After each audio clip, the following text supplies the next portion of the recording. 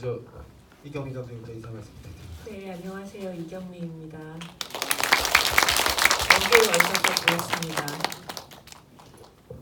네, 뭐 더 하실 말씀 없으세요? 좀 가까이 앉을까? 이게 근데 무슨 놀이동산 같은 게 생겨가지고 이거 되게 제가 어정쩡하다. 엉덩이가 솟아있게 돼가지고 기분이 이상하네요. 네.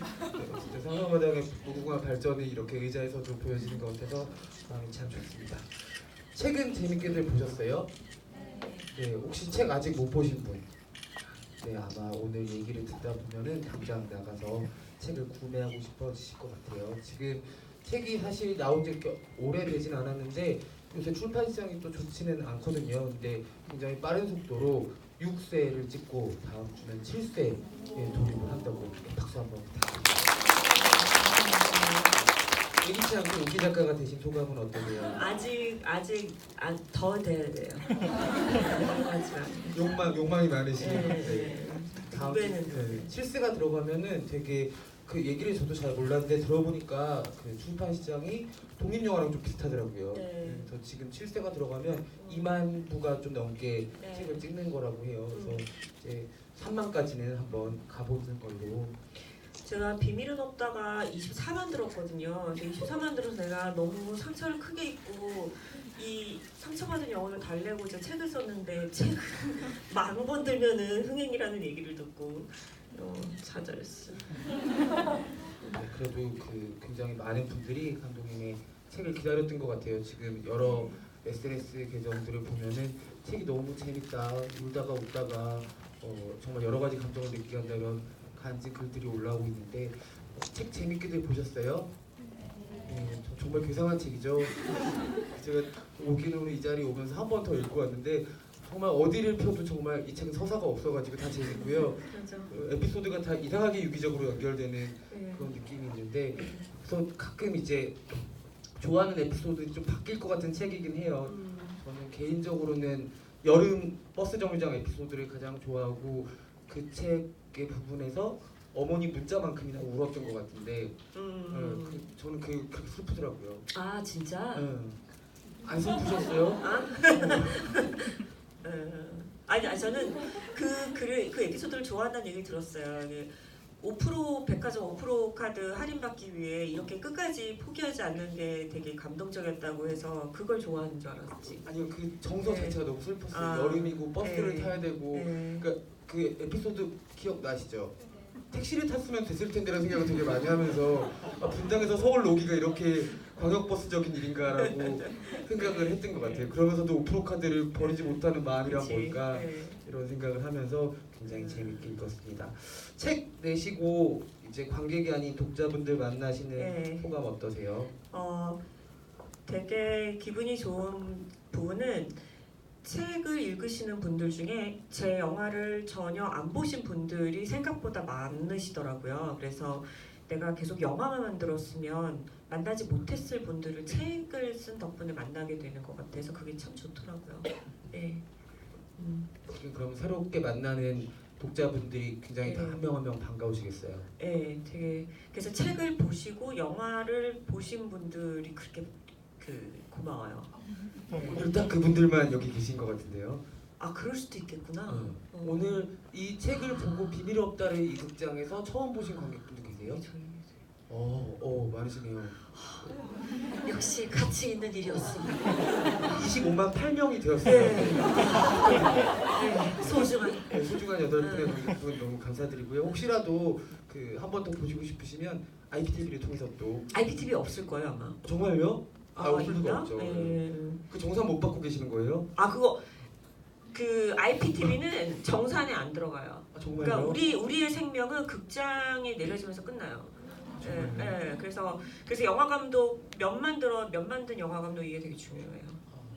갑자기 마음이 또 아프고 그러니까 갑자기 다시 지금도 너무 피곤해. 2년이 넘었는데 아직도 분노. 뭔가 이렇게 분기가 느껴지는 목소리셨습니다. 이 자리에 이경미 감독님의 첫 단편이죠. 그 책 제목과도 동일한 잘돼가 무엇이든 혹시 그 단편 보신 분도 계세요? 와, 진짜 정말 팬분들이 많이 오셨어요. 그 주인공 두 분이 또 영화를 함께 보시고 이 자리에도 계세요. 최희진 배우님과 서영주 배우님 계신데 잠깐 일어나셔서 관객분들 인사 한번 해주시면 감사하겠습니다. 네, 제일 앞쪽에 계십니다. 박수 부탁드립니다.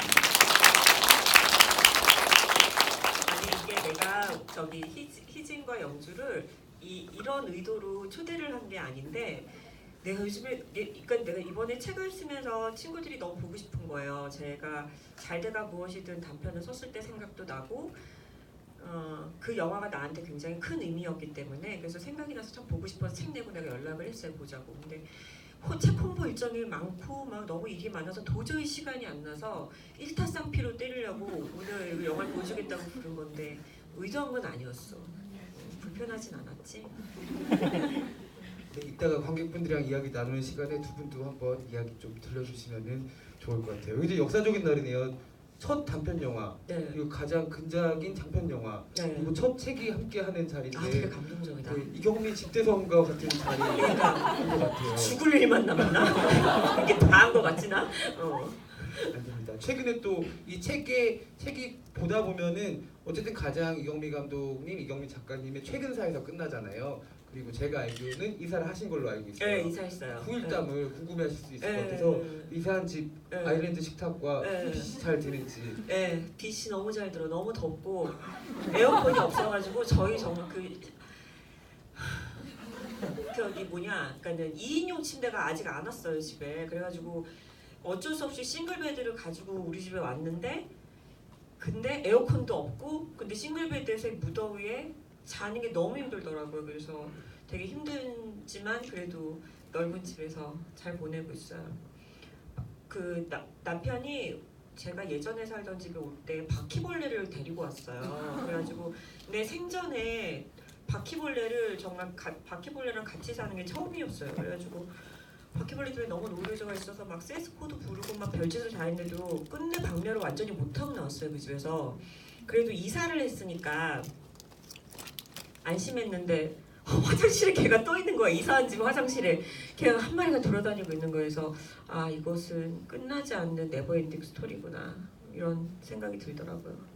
네. 뭔가 또 다음 후속편이 나올 것 같은 에피소드들이 지금 입으로 나오고 있는데 아마 또 첫 책이 그래도 어느 정도 네. 성공을 거뒀기 때문에 작가로서의 또 다른 행보를 저희가 기대해봐도 되겠죠? 네, 뭐 언젠간 네.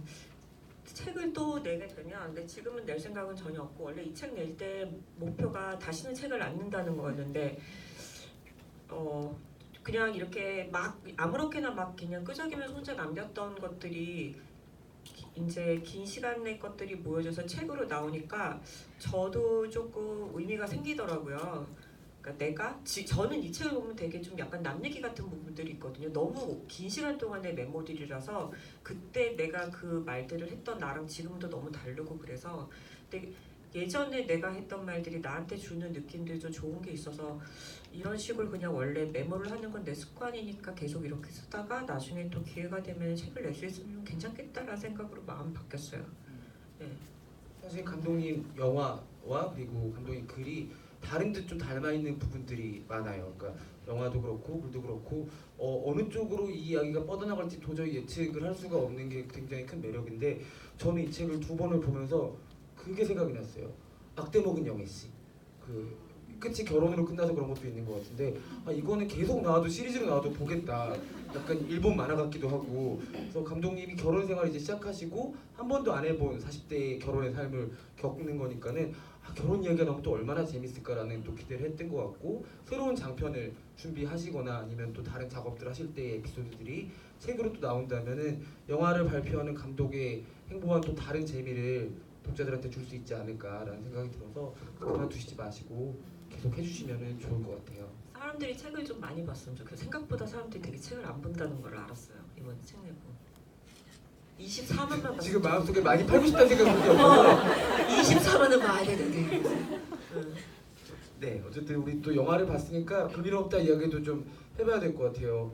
이 영화를 좋아하는 분들도 엄청나게 좋아하는 작품이고 아마도 국내에 개봉했던 작품들 중에 매니아가 굉장히 많은 영화가 비밀 없다가 아닐까 싶어요. 저는 처음에 이 영화를 보고 나서는 정말 이상한 기분이 들었었어요. 아까 말씀드린 것처럼 도저히 종잡을 수 없는 이야기로 가는 부분들이 있었고 처음에 비밀 없다라는 제목이 되기 전에 감독님한테 들었던 가제가 행복이 가득한 집이었기 때문에 그 제목을 또 계속 생각하면서 그 집안의 이야기를 보는 재미가 있었고 약간 어떤 느낌이었냐면 여름에 막 락 페스티벌 같은 데 갔는데 갑자기 비가 내리는 것 같은 술이 이미 많이 취해 있는데 그런 느낌이었어요. 여길 떠날 수도 그리고 별로 좋은 거 아니 아니지 되게 않아요? 좋았어요. 되게 향락적인 기분이 드는 그런 아주 좋은 한 번도 못 느껴본 감정을 느끼게 해주는 영화였고 그래서 지난주에 비밀 없다를 한 번 더 봤어요. 이 영화가 세 번째 보는 건데 그렇게 되면 이 영화 과연 나한테 왜 이런 기억으로 남아 있었을까?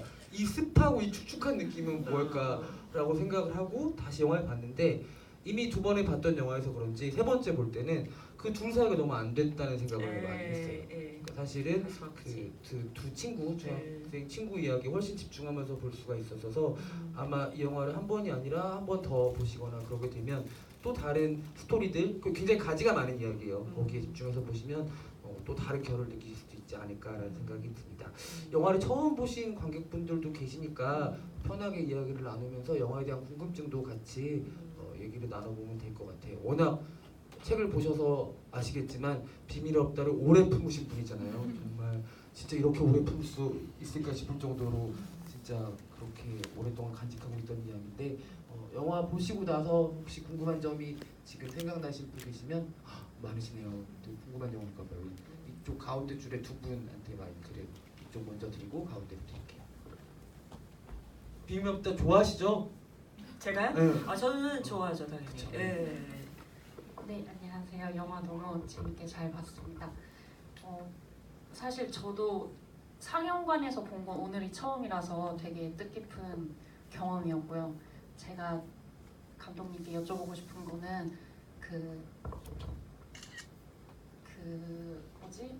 연홍이 막 그 마트에서 이것저것 사가지고 이제 종찬을 이렇게 어떻게 하려고 이것저것 막 사잖아요. 거기 보니까 뒤에 마트 직원이 긴 그 거울을 이렇게 막 들고 쫓아오더라고요. 그걸 오늘 처음 봤어요. 제가 그 전에도 여러 번 영화를 봤는데 오늘 처음 봐서 안 그래도 그 거울이 거기 그 제서람 밑에 이렇게 세워져 있길래 왜 저게 있을까라고 되게 그 용도가 궁금했었는데 그 뒤에 마트 직원이 들고 오는 걸 보고 아 저기서 거울을 산 거였구나라는 걸 알았고 그 용도는 여전히 조금 궁금했고요. 그리고 한 가지 더 여쭤보고 싶은 거는 종찬이 자기가 이제 자기 때문에 딸이 죽었다는 거를 사실 그 전부터 여러 번 이야기를 하긴 하잖아요. 근데 그 전에는 몰랐을 것 같은데 과연 언제 알았을까가 좀 궁금했습니다. 거울은 그러니까는 여직원이 거울을 들고 쫓아가는 거는 연홍은 움직일 수 없기 때문에 직원한테 시킨 거야. 거울 들고 와. 그래서 얘가 거울을 들고 오는 거였고 그 다음에 그 제서람 앞에 놓고 거기가 편집상의 리듬 때문에 설정 쇼트 그러니까 이게 어떤 식으로 얘네가 지금 어떤 상황에서 일을 벌이고 있는지 설정 쇼트가 친절하게 들어가 있지 않아서 그래서 좀 헷갈리실 거예요. 이게 그러니까는 거울을 앞에 두고 남편을 거울을 보게 하고 그다음에 거울을 통해서 남편에게 그 동영상 보여주고 그것을 보는 남편의 얼굴 표정 그걸 본인이 목도하고 남편도 본인의 얼굴을 목도할 수 있게 해주는 아주 그 남편을 고문하기 위한 그런 잔인하게 남편을 괴롭히기 위한 도구로 거울이 쓰이는 거예요. 남편은 언제 자기가 그랬다는 거를 알게 되냐면 자기가 그랬을지도 모른다는 혹시나 자기가 내가 그렇게 한 것이도 모른다는 불안감이 있긴 했지만 너무 끔찍한 일일 경우에는 그러니까는 인정하고 싶지 않잖아요. 그래서 애써 외면하다가 그때 아내를 만나서 이제 사실을 확인하게 되는 거죠. 본인이 그랬다는 것을. 네, 답이 되셨으리라 생각이 들고요. 옆쪽으로 마이크를 건네주시면 감사하겠습니다.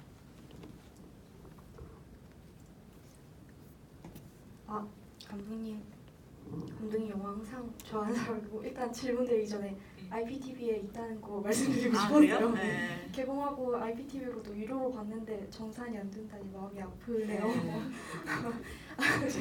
지금 드리고 싶은 게 제가 비밀 없다 되게 좋아해서 각본집도 읽었는데 네. 그 각본집 초입에 보면은 그 이제 그 빨간 머리띠나 이렇게 빨간 네. 인형이나 그런 거에 대해서 계속 나오고 이제 네, 그 네. 무당인 친구가 그 네. 얘기를 해주잖아요. 빨간색이 네. 재수가 없으니 빨간색을 피해라. 맞아요. 네. 네, 네. 근데 이제 영화에서는 그 부분이 이제 나레이션도 없어지고 네. 그 빨간색에 대한 암시도 조금 줄어들었는데도 그래도 이제 막 차를 처음에 이제 네. 차고에 넣을 때 빨간색 네. 그 장식품 같은 것도 네. 보이고 뭐 네. 경찰서에서 얘기할 때도 스탬플러가 빨간색인데 그걸 밀고 이런 장면들이 계속 나오잖아요. 네. 그래서 혹시 그 빨간색에 대한 얘기를 지우셨음에도 불구하고 그걸 좀 살리고 싶은 부분이 있었는지 그 책에도 읽어보니까 막 운세 많이 보셨다고 예전에 네. 혹시 그런 거랑도 연관이 있나 네. 좀 궁금했어요. 네, 그게 그러니까는 연홍이는 무당 친구를 가까이 두고 지내는 사람이고 실제로 정치인들은 되게 우리가 알고 있는 거 이상하고 무당하고 가깝게 지내거든요. 그래서 실제로 정치인들이 그러기 때문에 또 무당을 시나리오 속에 넣는데 시나리오를 그렇게 쓰기 위해서 빨간색을 굉장히 불길한 상징으로 넣긴 했는데 막상 편집할 때 그거를 구체적으로 넣으니까 오히려 조금 긴장감이 떨어져서 그래서 그냥 그 구체적인 빨간색에 대한 불길한 부분들은 다 빼고 그냥 자연스럽게 남겼어요. 네, 그래서 그 시나리오를 안 본 사람들이 영화를 볼 때는 그냥 빨간색 머리띠를 했구나 그냥 이런 정도로만 알지 그것을 캐치는 하지 못할 거예요. 아마 각본집을 또 보셨어서 더 네. 그러셨던 것 같아요. 또 다른 관객분도 계신가요? 저 뒤쪽 제일 끝에 계신 관객분.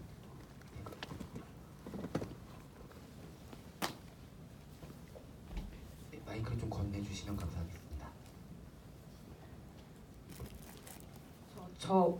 네네 맞으세요.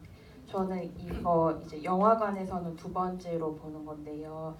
좀 궁금했던 게 제가 제일 이렇게 되게 홀딱 빠져서 봤던 씬이 그 연홍이 뺨 세 대를 때리고 이렇게 사투리로 뭐 여기에서는 진짜 믿을 놈이 하나도 없다 약간 그런 식으로 얘기하고 침을 뱉는 씬을 제일 좋아하는데 거기서 원래 근데 연홍이는 원래 그 자기 무당 친구랑 그 무속인 친구랑 얘기할 때 빼고는 사투리를 전혀 안 썼잖아요. 근데 그 씬에서 이제 사투리를 이제 쓰게 그렇게 하신 이유도 궁금하고요. 그다음에 두 번째는 저는 이제 그 김종찬이 진짜 나쁜 새끼인데 그 사람을 응징하는 게 너무 좋았어요. 근데 거기서 이제 통쾌함을 느꼈는데 선생님도 되게 나쁜 사람이잖아요. 근데 그런 민진이라는 것도 얘기도 안 하고 근데 그 선생님을 응징하는 건 안 나오더라고요. 근데 혹시 감독님께서 조금 염두에 두셨던 뭐 그 선생님이랑 연홍이 어떻게 조금 처리를 했는지 혹시 그런 것들이 있는지 궁금합니다.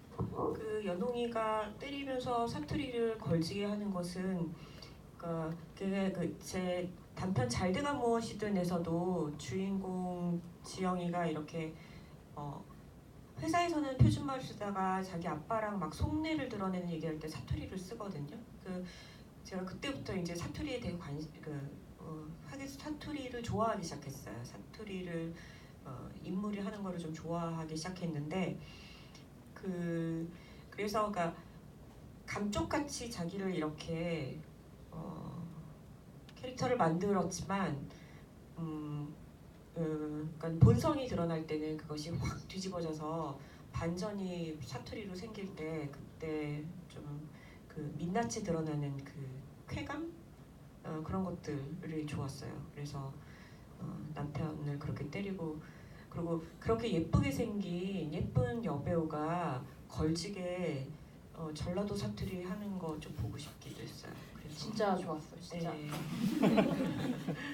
그래서 그런 거고 그다음에 그러니까는 왜 여교사한테는 벌을 주지 않느냐라는 질문이 개봉 때도 좀 있었어요. 근데 저는 여교사한테는 충분히 벌을 줬다고 생각해요. 그러니까 본인이 지금 그러니까는 임신해서 가정을 꾸리고 임신을 한 상태잖아요. 이 여자가 끝내 아무한테도 말하지 않았던 것은 자기 가정을 지키고 싶기 때문이었거든요. 이 여자한테는 그만큼 자기 가정을 지키는 게 굉장히 중요한 일이었는데 자기의 그런 동영상이 온 인터넷에 퍼지게 되는 것은 이 여자한테도 사형 선고나 마찬가지이기 때문에 또 이 여자가 가진 직업이 교사이고 그렇기 때문에 이 여자에게 그것은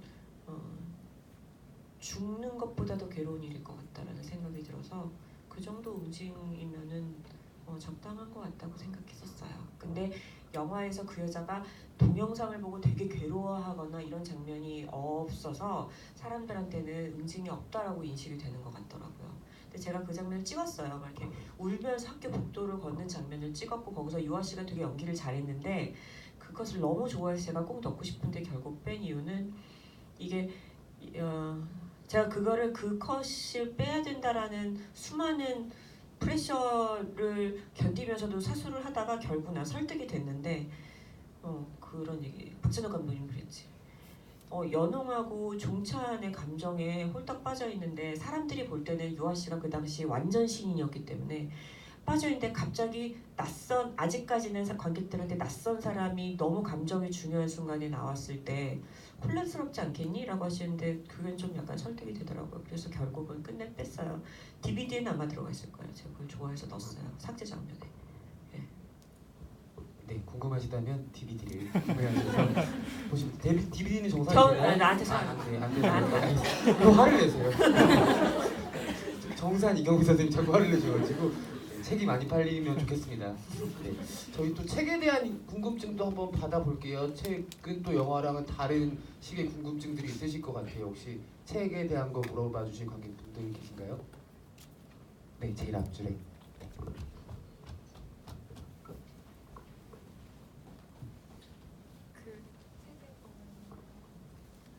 그 무당도 많이 찾아가시고 그렇다고 하셨잖아요. 그 영화에서도 나오고 실제로 효과를 보신 적이 있는지 저도 몇 번 갔거든요. 그런데 그래서 효과 보신 적 있는지 이제는 안 보시는지 그게 좀 궁금합니다. 제가 지금은 안 봐요. 지금은 안 보는데 그때 한때 한창 그 점집을 다녔던 이유는 정말 너무 궁금했어요. 이 사람들이 정말 맞추는 건지 맞추는 거면 어떻게 맞출 수 있는 건지 그리고 이 사람들이 뭔가를 예언했을 때 그게 맞는지 안 맞는지를 확인하고 싶고 그런 호기심이 좀 컸어요. 그랬는데 결과적으로 이런 얘기 해도 되나? 숟가락 도사는 맞췄어. 노년동의 숟가락 도사는 다 점쟁이를 다 찔렸는데 노년동의 숟가락 도사가 그 당시에 그게 언제지? 그게 한 8년 전인데 노년동의 숟가락 도사가 나보고 제가 결혼을 하나요? 그랬더니 모든 점쟁이가 내 결혼 안 한다고 그랬는데 점쟁이가 굉장히 나이가 어린 남자를 만나서 결혼한다라고 얘기했어. 그래가지고 그럼 노년동의 숟가락 도서랍니다. 근데 그 집 너무 무서워. 그 집 목숨 걸고 가야 돼. 나 너무 무서웠어. 그 집 딱 들어가자마자 후회했어. 이 집에 들어온 거를. 그래서 화장실 가서 막 창문으로 탈출할 수 있는지 구멍 확인하고 그랬어. 너무 무서워가지고 목숨 걸고 가야 되는 숟가락 도사가 있긴 한데 근데 저는 그걸 이제는 점이나 이런 걸 안 보는 이유가 일단은 맞추는 것도 있고 책에도 썼는데 맞추는 것도 있고 틀리는 것도 더 많아요. 틀리는 게 더 많고 근데 뭔가를 예언을 했기 때문에 그게 나한테 그 이후에 영향을 내 감정이나 그런 어떤 결정에 영향을 미치는 게 싫더라고요. 그래서 그냥 그 뒤로 안 가고 그러면서 내가 최근에 들은 말 중에 난 이 말이 제일 인상 깊었어. 그분은 되게 미국의 아주 유명한 대학의 교수님이신데 타로를 자기가 되게 오랫동안 봐왔다라는 거예요. 그러면서 저를 타로를 봐주겠다는 거예요. 그래서 난 결국 타로를 안 봤는데 그래서 그분이 그러더라고. 근데 이제 타로를 보던지 점을 보던지 이러는 거는 그러니까는 그런 말하자면 슈레딩거의 고양이와 같아서 열면은 여는 순간 그것이 연다는 행동 자체가 영향을 미쳐서 그 이후에 영향을 준대요. 그러니까 모르고 살면서 하는 건데 일단 뚜껑을 열면은 그것을 안다 하더라도 그걸 알기 때문에 그 이후로 달라지는 것이 있어서 그것은 그 다음부터는 당신의 선택이지만이라고 얘기해 주는 게 나는 그게 되게 마음에 들었어. 그게 맞는 것 같다고 나도 느꼈거든요. 그래서 저는 그 뒤로 안 보거든요. 현재는 그러시다고 합니다. 네. 앞으로 또 어떻게 될지 안 갈 것 같아. 별로 안 좋은 것 같아. 네. 아마 또 다른 호기심이 생기실 거라 생각이 드는 게 이 책을 보면서 너무 웃겼던 게 아마 다들 이게 이렇게 남의 얘기에 내가 웃어도 되나 하면서 읽으셨을 것 같아요. 그리고 되게 이런 얘기 해도 되나의 총집합이잖아요. 그러니까 친구들끼리 술자리에서 나 진짜 웃긴 일이 있었어 같은 것들의 총집합인데 사실 이경미 감독님을 개인적으로 알면서 가끔 뵐 때마다 얘기를 들으면 생각보다 너무 호기심이 많은 사람인 거예요. 네, 저는 호기심 진짜 많아요. 모든 사고를 다 호기심에서 치는 거고 여기에도 보면 어머니 때문에 무슨 병원에 갔다고 네. 하지만 제가 알고 있고 책에는 없는 에피소드인데 화정에 사실 때 이상한 피부과에도 한번 다녀오셨었잖아요. 네, 맞아요. 네. 오늘 이분들을 위해서 그 피부과 얘기도 한번 아, 그 해주세요. 피부과 맞아.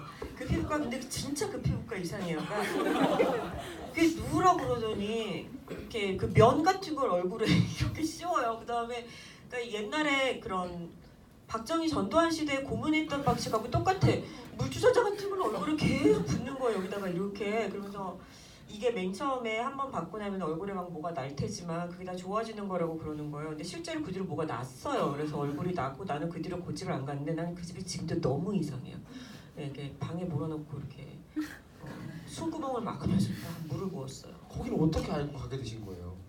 그냥 제가 그 동네 딱 이사 가자마자 그 동네 투어를 일단 좀 했어요. 거기 뭐가 있는지. 그래서 제일 먼저 찾았던 데가 발 마사지 하는 데랑 그다음에 이제 그런 쪽이었어요. 아 왜냐면은 계속 혼자서만 글을 쓰다 보면은 이게 누군가가 이렇게 좀 이렇게 마사지도 해주고 그랬으면 좋겠는 순간이 있어요. 그래서 예, 그러면 좀 이렇게 풀리거든요. 그래서 저는 그 당시에 발 마사지를 좀 잘 받으러 다녔던 것 같아요. 약간 어떤 생각이 들었냐면 네. 그 동네 보면 전봇대 같은데 광고들 붙여놓잖아요.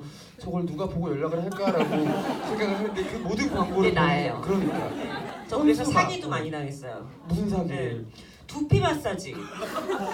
두피 마사지 1년치 끊었거든요. 그런데 1년치를 끊고 그 동생 때문에 간 거예요. 동생이 그 두피 마사지 거기 가면은 무슨 이상한 바늘 롤러로 두피를 한번 쫙 그 두피 모공을 열어줘서 머리를 다시 나게 해주는 그런 데래요. 그래가지고 거기를 가서 이제 1년치를 끊었는데 중간에 갑자기 비밀은 없죠 촬영이 들어가게 되면서 한 3, 4개월을 못 갔어요. 그래서 촬영이 끝나고 거기 갔더니 없어진 거예요. 전화를 안 받는 거예요. 그래가지고 전화를 안 받아서 갔더니 이미 문을 닫은 거예요. 그래서 제가 찾아냈어요 본사를. 그게 인터넷에도 안 나와 있는 거예요. 주소도 안 나와 있고 그래가지고 내가 그걸 어떻게 찾아냈냐면 그냥 두피 마사지를 인터넷으로 포털로 쫙 검색을 한 다음에 그냥 그 두피 마사지 샵이랑 전혀 관련이 없지만 머리랑 관련된 일을 하는 모든 가게 다 전화를 했어요. 그래서 이 가게 이름을 내가 나는 화정에 살고 일산에 사는 이런 가게가 있는데 혹시 이 가게를 아는 애라고 무작정 전화를 다 했는데 정말 찾았어 그 가게를 아는 사람을. 그래서 그 사람을 통해서 꽁꽁 숨겨져 있던 본사를 발견을 한 거예요. 그래서 그 본사에 택시 타고 갔어요. 딱 갔더니 너무 이것도 참 말이 안 되는 얘기인데 딱 갔더니 그 딱지를 붙이고 있더라고. 그러니까 망한 거예요 그 회사가. 망해서 그러니까 본사가 있고 체인이 있는 데였는데 본사가 망해가지고 이제 그 차압이 들어와서 딱지를 막 붙이고 있는 거예요. 그래서 내가 여기에 난 화정에 살고 있는데 일산에 내가 아직 돈이 지금 50만 원 이상 남았는데 이거 어떻게 된 거냐 난 누구랑 얘기해야 되냐 그랬더니 막 거기 직원들이 너무 당황해. 어떻게 여기를 알고 찾아왔지 이거야 완전히. 이런 사람은 처음이야 보니까 내가 보니까. 그래가지고 내가 나는 지금 이거 나오면 보상 받아야겠다고 이런 식으로 하는 게 어디냐고 했더니 막 거기 뭐 팀장이 가는 여자가 와가지고 방으로 들어오시라고 그러더니 저희가 망해서 환불은 해줄 수는 없고 50만 원어치 샴푸는 줄 수 있다는 거예요. 그래서 50만 원씩 샴푸 받아가지고 오늘. 진짜 근데 되게 재밌는 게 이 모든 욕망이 사실 건강하고 예뻐지고 싶은 욕망이 굉장히 강한, 엄청 강한 거예요. 이제 두피 마사지는 머리털이 더 나고 싶은 욕망. 그렇죠. 이 그 건강에 대한 욕망의 기원은 어디인 것 같으세요? 그러니까 그게 아픈 게 좀 무섭기도 하고 뭔가 그러니까는 나는 어쩐지 좀 더디게 갈 것 같아서 건강을 유지해서 길게 유지를 해야지 뭔가 좀 더 할 수 있을 것 같아서 그런 것도 있고. 생각보다 굉장히 건강한 사람이라는 생각이 들었고 언젠가 무슨 아무리 더 힘든 일이 있어도 감독님 지치지 않고 새로운 마사지라든지 아니면 새로운 어떤 의학적인 야매법들을 만나시면서 또 동력을 얻지 않을까라는 생각을 또 했어요. 죽는 거는 안 두려운데 아프면 아픈 거는 너무 두려워요. 예, 그냥 죽을 때 깔끔하게 죽었으면 좋겠는데 아파하면서 죽는 게 좀 두려워서 그래서 좀 건강을 신경 써요. 혹시 요새는 최근 가장 신경 쓸 건강에 그러니까 약을 한때 너무 많이 먹었어요. 그리고 막 이혜영 감독이랑 친한데 그러니까 나는 까먹고 있는 걸 이혜영 감독이 얘기해줬는데 내가 이혜영 감독 집에 가면 그렇게 이혜영 감독이 먹는 남자약을 먹었대요. 그래가지고 혜영 감독이 경미야 이거는 남자들이 근육 만들 때 먹는 약이야. 그래서 괜찮아 이러면서 막 그냥 먹었대요. 근데 제가 그런 약들을 다 끊은 게 이제 어떤 약들은 간에 무리를 많이 줘서 실제로 건강을 더 나빠지게 하기도 하고 어떤 약들은 암 발병률이 높고 뭐 이런 지식들이 쌓이기 시작하면서 약을 끊어서 지금은 그냥 요즘에 노니가 그렇게 유행해요. 노니. 그래서 노니 엑기스. 그게 뭐예요, 로니? 노니 몰라요? 요즘 몰라요. 노니 되게 유행인데. 노니 엑기스 노니가 노니도 참 그러니까 내가 되게 오랜만에 요즘 건강이 좀 안 좋아진 것 같아서 예전에 그 책에 나온 반신욕했던 거길 갔어요. 그래서 거길 또 네, 가셨다고요? 그걸 갔어요. 그래서 그거 어떻게 지내시나 단백질 쉐이크 아직도 살 수 있나 이러면서 딱 갔더니 그분이 사올 바꾸셨어. 그래서 다른 브랜드로 바꾸셔서 너무 미안해하는 거 아니 약간 좀 부끄러워하시더라고. 그래서 제가 원래 있던 브랜드 모모 브랜드였는데 거기서 지금 이걸로 바꿨어요. 제가 체험을 해보니까 이게 더 좋더라고요 하면서 그분이 노니를 추천을 했는데 그거를 많이 복용하면 암도 낫고 그런다 그래가지고 그래서 요즘 노니 먹고 있어요. 그 로니가 뭘로 만든 거예요, 감독님? 노니가 열매 이름이에요. 아, 네, 열매 이름이요. 남미 열매인가 뭐 그렇던데 그거는 엑기스를 혀랑 여기 밑에다가 넣어야 돼요. 하지 마세요. 저는 그냥 차라리 병원 다니셨으면 건강 검진 받고 병원 다니셨으면 좋겠어요. 근데 노니는 검색하면은 요즘 되게 핫한 그 검색 다 믿으시면 안 돼요.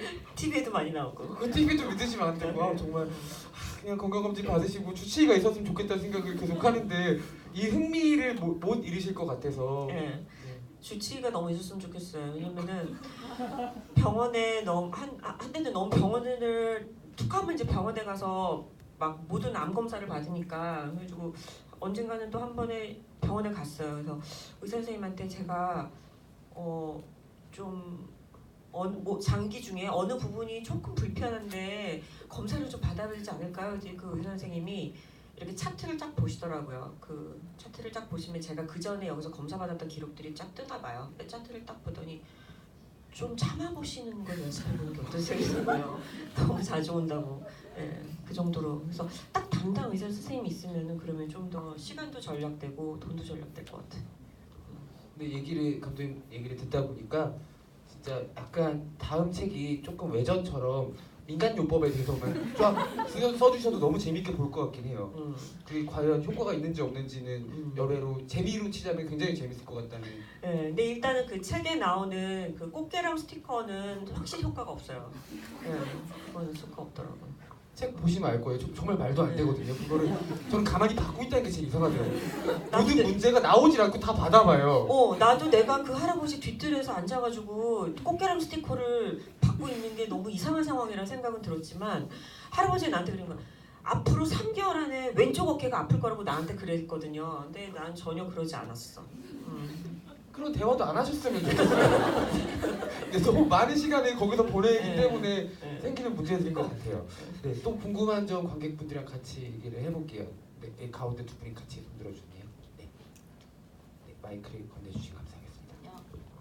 안녕하세요. 저는 감독님 팬으로 시작해서 작가님 그리고 지금 말씀 들어보니까 이경미님의 팬도 된 것 같은데 지금 말씀 듣다가 갑자기 궁금해진 건데 혹시 팟캐스트 같은 건 해보실 생각 없으신지? 저는 이렇게 말을 잘하는 편이 못 돼가지고 그런 거 못 할 것 같아요. 너무 재밌어요.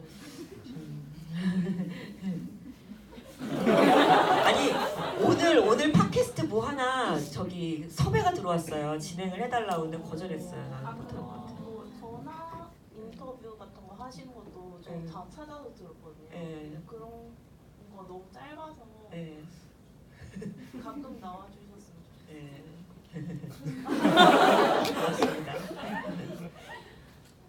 네, 옆에 거기 안녕하세요. 저는 책 읽고 감독님 너무 좋아서 영화도 보러 오게 됐는데요. 저 책 적으실 때 뭐 되게 오래된 것도 있고 최근 것도 있고 그렇잖아요. 근데 메모하시는 습관이나 아니면 어떻게 적으시는지 그런 게 조금 궁금하고 어떻게 모아두시는지 그런 것도 조금 궁금합니다. 제가 이렇게 적은 거를 잘 모으질 않아요. 그냥 막 뭐라 그러지? 뭐 표현 적어 하여튼 이렇게 그냥 아무데나 막 쓰고 그래가지고 최근에 이사하면서 며칠 전에 일기장을 발견했어요. 그러니까 제가 이렇게 인터넷에 쓰기도 하고 제가 공책에다 그냥 쓰기도 하고 막 아무렇게나 여기저기 흩어져 있어서 일기장을 발견을 했는데 일기장이 한 2011년도에 썼던 일기들이더라고요. 근데 그거를 보고 너무 무서웠어요. 내가 거기다 이렇게 썼더라고. 나는 내가 누군지 모르겠다. 난 내가 누군지 모르겠다. 난 내가 이거를 계속 쓰더라고요. 난 내가 누군지 모르겠다. 난 내가 너무 무섭다. 이거 계속 쓴 거예요. 그래서 그걸 보고 너무 무서운 거예요. 그래서 그래서 이런 식으로 막 흩어져 있어요. 그 일기들. 그래서 너무 일기를 너무 솔직하게 써서 내가 보면서도 좀 너무 창피하더라고요. 근데 그런 걸 너무 아무렇게나 방치해서 좀 걱정돼요. 내가 갑자기 죽으면 이거를 발견한 사람들이 얼마나 무서워할까 생각하면 좀 무섭기는 해요. 본인이 진짜 창피할 때가 언제세요?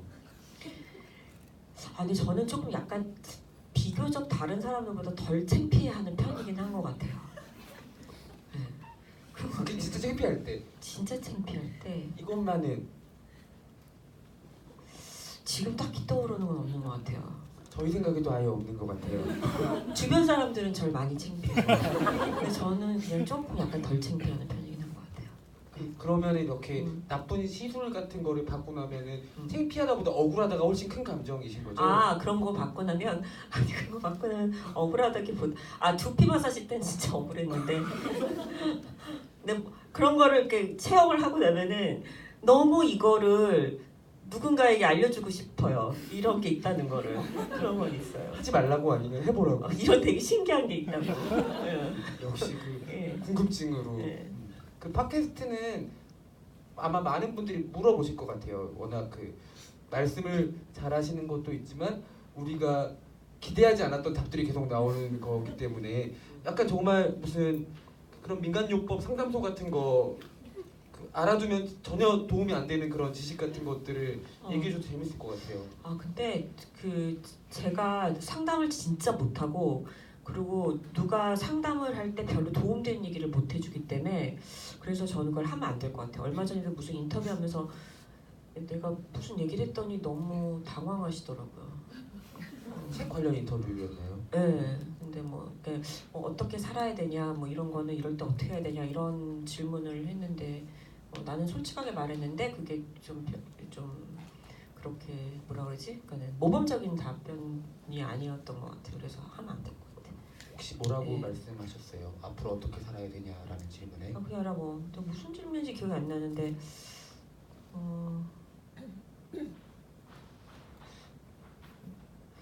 근데 내가 그때 했던 얘기가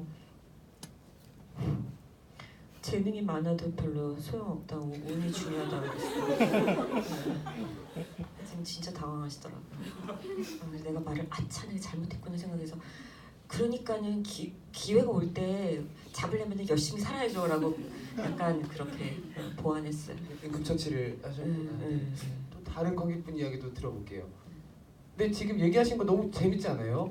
그러니까 정말 좋은 그 MC의 느낌이 아니라 좋은 게스트의 자질을 가지고 있어요. 그러니까 파도 끝도 없이 나오고 그거를 얘기하면서 대부분은 살짝 머뭇거리면서 입안에서 좀 굴려서 약간 근사하게 말을 하는 게 사람들의 약간 일반적인 행태라면 머리에서 그냥 바로 이렇게 쏘는 느낌이라고 해요. 뇌주파 같은 걸로 얘기를 하시는 느낌이어서 좋은 MC를 만나시면은 정말 흥미로운 게스트가 되실 것 같아요.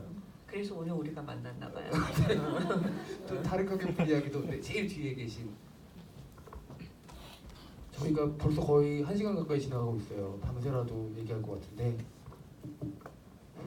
안녕하세요. 진짜 궁금해서 여쭤보는 건데 두 가지거든요. 하나는 제가 감독님 영화 되게 많이 봤는데 그 미스홍당무에서 자질까까가 나오잖아요. 근데 저는 처음에 자질까까를 들었을 때 너무 영화랑 별개로 러시아어가 너무 뜨는 게 아닌가 생각을 했거든요. 근데 한편으로 또 잘 어울리긴 했는데 근데 나중에 제가 이제 인터넷을 하다가 감독님 그거 찾아봤는데 감독님이 영화를 하시기 전에 러시아어를 전공하시더라고요. 네. 그래서 그 러시아어 전공하실 때 그 자질까까라는 단어를 발견하고 미스홍당무에 넣으신 건가요? 네. 아 그게 그 러시아어과에 입학을 하면은 선배들이 맨 먼저 가르쳐 주는 단어예요. 네, 그래서 그 단어를 다 그 단어부터 시작해요. 그러니까 네. 러시아어 전공자들은 다 아는 단어예요. 네. 그리고 나머지 하나는 네. 그 미스홍당무도 그렇고 이번 영화도 그렇고 보면은 자막이 나오는데 자막이 빨간색이잖아요. 근데 보통 다른 영화를 보면은 자막은 빨간색 자막을 잘 안 쓰는데 이번 두 영화도 다 그렇게 나오잖아요. 그래서 전 처음에는 빨간색이란 그 색깔이 워낙 그 강렬하고 눈에 쉽게 띄기 때문에 쓸 수 있다고 생각을 했는데 오늘 또 보고 나니까 그 단지 그렇게 강렬해서 쓰는 건 그 이상의 의미가 있다고 저는 생각을 했거든요. 혹시 그 빨간색을 유독 고집하시는 이유가 있나요? 비밀은 없다에 빨간 자막이 나오나요? 김민진짱 조가족. 그리고 마지막에 그 빨간색이구나. 네. 그 뭐지? 갑 만나자. 예, 거기도 빨간색이고. 이러니까 제가 영화 안 만든 것 같죠. 난 내가 만든 줄 알았는데 아니었나 봐. 예, 그 비밀은 없다는 왜 그 기억이 안 나지? 근데 미스홍당무 때는 제가 확실히 기억을 해요. 왜냐면은 그때 내가 빨간색으로 하자 그럴 때 모든 사람들이 정말 괜찮겠냐고 여러 번 물어봤어요. 그래서 근데 왜냐면 빨간색은 되게 터부시하는 색깔이기 때문에 그래서 빨간색을 썼어요. 그래서 관객들이 딱 영화 시작할 때 빨간색으로 누구의 명언처럼 마치 시작하는데 양미숙이 누군지 모르겠는데 저 문장이 딱 빨간색을 딱 떴을 때 뭔지 모르겠는데 약간 불길하고 이상하다는 느낌을 주고 싶어서 그래서 빨간색으로 했어요. 그리고 좀 조카조카에 내가 빨간색으로 했다면은 아마 조카조카 미안해요.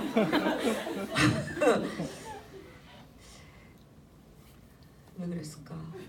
근데 그런 게 있어요. 그러니까는 그냥 이거는 성격인데 좀 사람들이 안 된다고 생각하거나 보통은 하지 않는 그러니까 이러면 안 된다라고 생각하는 것들은 괜히 하고 싶어하는 좀 그런 심리가 있기는 있어요. 만약에 내가 숫자를 넣어야 되는데 숫자를 넣어야 되는 일이 있다면은 사람들은 444를 싫어하니까 444를 넣는다든지 이런 식으로 했을 거예요. 그런 식으로 좀 그렇게 하고 싶어하는 마음이 좀 있어요. 네, 답변이 되셨어요. 아마 그래서 빨간색을 넣었을 것 같아요. 역시나. 네, 여기 오는 길에 책을 한 번 더 읽으면서 왔는데 갑자기 영화 얘기를 하다 보니까 어머니 문자가 생각나서 마음이 또 안 좋아지는 것 같아요. 우리 경미 두 번째 영화는 순한 영화 만들어서 더 많은 사람들이 봐줬으면 이렇게 얘기하셨는데 어머니가 비밀 없다를 보시고서의 반응은 어떻던가요? 엄마는 잘 모르겠어요. 엄마가 이렇게 잘 모르겠지 계속 뭔가 소감을 길게 말씀하셨는데 뭐든지 리액션을 길게 줄 때는 본인이 입장이 정확하지 않다는 뜻이잖아요. 뭔가 길게 얘기하셨던 것 같아요. 좋게 길게 얘기하셨지만 내 생각에 엄마는 혼란스러워했던 것 같아요. 예. 마지막에 편안히 잘 자라고 얘기를 해주시던가요? 네. 엄마는 지금도 편안히 잘 자라고 맨날 보내시죠. 네, 저희가 즐겁게 이야기를 나누고 있는데 시간이 꽤 많이 지나서 이제 한 분, 두 분 정도만 이야기를 더 나눠볼 수가 있을 것 같아요. 오늘 이경미 작가님에게 얘기 못하고 가시면 좀 서운하실 것 같다는 분 계시면 손을 번쩍 들어주시면 되겠습니다. 안 서운하세요? 네, 여기 계신. 굉장히 그 예전 일기 부분이 되게 좋았거든요. 그럼 거기 풀어서 이제 따로 뭐 아까 말씀하신 것처럼 여름날에 뺑뺑이 도셨던 그런 에피소드라든가 되게 재밌었는데 그 글은 계속 써주셨으면 좋을 것 같아요. 그것도 저희에게 보여주실 수 있다면 더 좋을 것 같고요. 하나 저 궁금한 거는 그 그 전기밥솥 고장나서 무쇠담배에다 밥하셨는데 그게 부업장에 붙었다고 해서 어떻게 붙었는지가 저 너무 궁금해요. 아, 네, 그 떼는 거는 그럼 성공하셨는지도 좀 얘기 예. 해주세요. 그 무쇠 냄비가 부엌장에 붙는 거는 너무 어렵지 않아요. 그냥 이게 너무 뜨거우니까. 근데 부엌장이 재질이 약간 플라스틱 커버가 플라스틱 재질이었어요. 그래서 이게 딱 그냥 올려놨더니 그냥 그대로 녹아가지고 녹은 다음에 말라서 그냥 붙어버린 거예요. 그래서 그게 그냥 그래서 그 채로 그냥 냅뒀어요. 어떻게 할 수가 장을 부술 수는 없고 그래서 그대로 냅둬서 이제 거기에 밥을 하고 나니 밥은 다 파먹고 누룽지만 남았는데 누룽지는 긁어내야 될 것 같은데 그래서 물을 부어놓고 그래서 나중에 그냥 자연스럽게 거기가 불어서 그거를 좀 긁어내다가 이게 다 긁어지지가 않는 거예요. 그랬더니 자기 혼자 물이 이제 그 다 말라가지고 냄비가 그냥 그렇게 붙어 있다가 너무 신기하게도 한 3-4개월 지난 어느 날 3개월 지난 어느 날 남편이 그걸 뗐어요. 네, 남편이 그거를 이렇게 하더니 틱 뗐어요. 네, 너무 신기했어요. 네, 그런데 그날이 우리 유선 씨 그날 무슨 날이었어? 우리 책이랑 관련된 날이었어. 그래서 유선 씨가 내가 냄비가 드디어 장에서 떨어졌다는 유선 씨가 좋은 징조인가 봐요. 막 이랬었어요. 그거 그냥 필수 씨가 냄비를 뜯은 거예요. 그냥 네, 냄비 징조가 뜯었어요. 아니라. 그래서 냄비를 뜯어가지고 냄비에 이렇게 그 장 껍데기가 이렇게 붙은 채로 뜯겨지고 장은 이렇게 패였지. 네. 그럼 그 냄비는 현재 사용하세요? 네, 제가 이사 와서 된장찌개 끓여 먹었어요. 네. 르 냄비인가요? 맞아요. 르 냄비라고 합니다. 르 냄비라고. 네, 어쨌든 그 보면은 쭉 보다 보면은 약간 살림 파괴자의 느낌이 있기는 해요. 누가 그 무쇠 냄비를 사실 거기다 놓겠어요. 그러니까 나는 그게 그렇게 될 줄 상상도 못했지. 누구라도 상상할 수 있는 일인데 부엌장이 돌이 아닌 이상 그렇죠? 다음번 살림하실 때 주의하시기를 바랍니다, 감독님.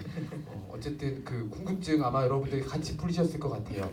저희 그 마지막으로 감독님의 첫 단편 영화의 주인공들이자 오늘도 이 자리에 함께해 주신 두 배우님의 응원사 같은 앞으로 이제 결혼도 하셨고 좋은 남편도 만났으니까 덕담처럼 이렇게 한마디씩 두 분이 해주시면은 되게 기쁘실 것 같아요. 오늘 또 집대성하는 시간이잖아요. 난감하겠다. 네. 갑자기 영화 보러 와가지고. 네, 우리 최혜진 배우님과 서현주 배우님에게 마지막 아직 책도 안 봤을 텐데.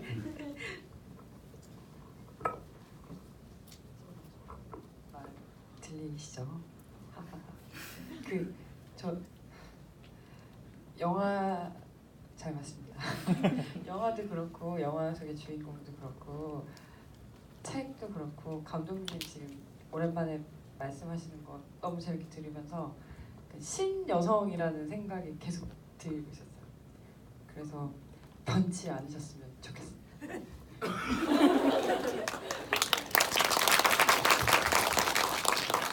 저는 언니 정말 오랜만에 뵈가지고 굉장히 낯설면서 언니 얘기하시는 거 들으면서 좀 익숙해지고 언니가 그 사이에 좀 더 많이 멋있어지셨구나, 색깔이 더 많이 분명해지셨구나 이런 생각도 많이 들고 건강하시고 앞으로 글도 계속 써주시고 작업 많이 활발히 오랫동안 하셨으면 좋겠어요. 덕담 느꼈는데 화답을 좀. 네. 되게 좋네요. 칠순잔치 갖고 계세요. 난 이제 진짜 죽어야 되나? 좀 소화가 안 돼가지고. 그 병원 가세요? 네. 이상한 거 찾지 죽지 마세요. 마시고 오래오래 사셔야 돼요. 네, 고마워. 우리는 좀 이따 다시 만날 거고. 네, 그래요. 네, 그러면은 이제 끝으로 오늘 되게 귀한 자리에 함께해 주신 독자분들, 관객분들이시잖아요. 아마 여기 계신 분들은 진짜 이경미라는 창작자이자 이경미라는 재미있는 인간의 앞으로의 내일을 되게 기대하시고 기대하실 것 같아요. 언제까지 기대를 받을 것인가. 기대를 못 받으면은 안 돼요. 기대를 제가 받아야지. 비밀은 없다를 개봉을 했더니 이제 다른 영화상의 후보에 신인 감독상 후보로 오르는 거예요. 그래서 부일 영화상의 신인 감독상 후보랑 감독상 후보랑 두 개가 오르긴 했는데 장편 2편까지 신인 감독으로 진짜. 네, 그러니까 장편 2편 사이에 연수 맞아. 신인 연수 감독, 상관없이. 연수 상관없이 신인 감독 치고 비밀은 없다 개봉했더니 이제 그 평론가들의 평 중에 올해의 발견 뭐 이런 평들이 있어요. 난 언제까지 발견만 당할 것인가. 리송당무 때도 올해의 발견이었고 언제까지 발견만 당할 것인가. 그래서 잘할게요. 하지만 이제 책으로 작가로 또 굉장히 유니크한 에세이스트로서는 첫발이니까는 이제 작가로서의 포부를 또 오늘 독자님들에게 끝으로 얘기해 주시면 좋을 것 같아요. 그래야지 그 멋있게 말씀해 주셔야지 또 막 인스타에도 올리시고 트위터에도 올리시고 이렇게 올리셔가지고 7세도 8세, 9세, 10세 돈 갖고 싶잖아요. 그렇죠? 다 돈이에요. 전도하시는 거예요. 근데 정말 책을 낸 게 잘한 건가 아닐까? 피부과 가고 싶잖아요. 빨리 멋있게 얘기하세요. 아니 피부과 근데 안 가요. 왜냐면은 그 피부과를 피부과 얘기 안 하셔도 돼요. 네. 제가 피부가 너무 얇아가지고 뭔가를 자꾸 받으면은 그러면은 제가 그래서 안면 홍조증이 생겼거든요. 그래가지고 아무튼 저의 지난 과거는 그냥 과거의 영리일 뿐. 어떻게든 다음 작품은 근데 제가 에세이를 낸 게 그냥 조금 좀 다른 일을 해서 리프레시하고 싶은 마음도 있었고 제가 영화를 저는 계속 만들고 싶은데 체력적으로 현장에서 일을 하는 게 어려운 때도 올 거라는 생각을 해요. 아마 그럴 수밖에 없어요. 그래서 내가 한 나이 60 돼서 현장에서 이제 더 이상 뛸 수 없을 때 글을 쓰는 일을 하고 싶다라는 꿈이 있어요. 그리고 소설을 쓰고 싶고 그래서 나중에 내가 노년에 내 꿈을 위해서 뭔가 시작으로 뭔가를 해보겠다라는 야심찬 포부도 있었어요. 그래서 한번 글을 써서 사람들과 만나는 것이 뭔지 한번 체험해보고 싶기도 했고 그래서 소설을 언제 쓰게 될지 모르지만 글쓰기는 또 제가 원래 하는 일의 연장선이기도 하고 그래서 앞으로 에세이는 당장 금방 나오진 않을 것 같은데 어쨌든 꾸준히 뭔가를 계속 어떤 형식으로든지 만나면서 여러분들과 만나려고 해요. 네, 지켜봐 주세요. 네.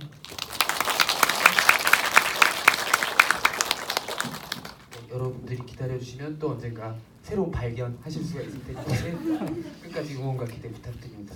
네, 오늘 그 금요일 날 불타는 홍대에 와주셔가지고 너무 감사드리고요. 밖에서 아마 사인 받으실 수가 있을 테니까는 혹시 책 판매도 하시나요 오늘? 네, 현장에서 책 판매를 다 있으세요. 아 맞네, 오늘 패키지였구나.